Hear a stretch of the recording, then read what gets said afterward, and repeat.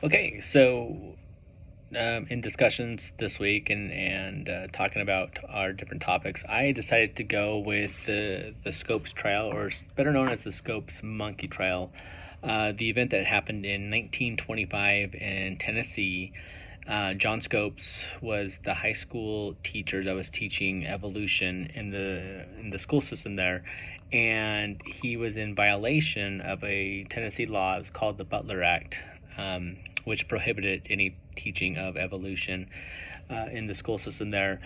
So the trial went on in July 1925. William Jennings Bryan was with the prosecution. He's the gentleman that ran for president three separate times, but lost obviously all three times. And then we have Clarence Darrow. He is the defense attorney for John Scopes. This is actually really interesting because the trial went on for a little while. It was actually so hot at one point they had to move the trial outside. There's a famous picture of William Jennings Bryan outside doing some questioning and going over what's going on. Why I chose this, I chose it for two main reasons. Number one, it is something that we were all taught in elementary school, and it had such a huge effect on the future of our school systems and what could be taught. And before this, many of the school systems were still teaching theology, from what I understand. I read a couple newspaper articles that I found on the Library of Congress. One was the Evening Star, and the other was the Chicago Tribune. And what was so fascinating about that, the way that it presented it, that the Evening Star was actually very shocked that somebody would go ahead and teach evolution, and the Chicago Tribune, if I recall correctly, was had the tone of maybe it was a little behind the times and they should have been doing this before. So John Scopes was found guilty because he was in violation of the Butler Act, but he was fined, but he never had to pay anything. He later was acquitted because of some technicalities in the trial.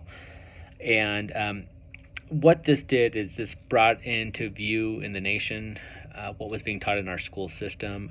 I am a school teacher myself, and I do understand what can be taught and what cannot be taught. And there's a very strict format we have to follow.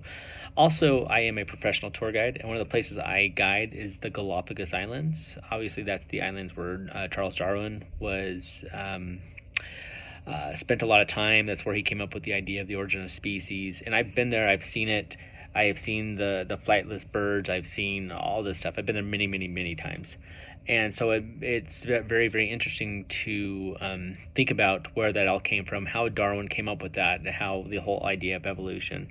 Now, talking about that and what we were focusing on in class this week, and how things were changing during the 1920s, and with many of the different denominations, it's very interesting how this took place in 1925, in the heart of that, and what the effects it did have. So I think this is a very key and important thing in American history.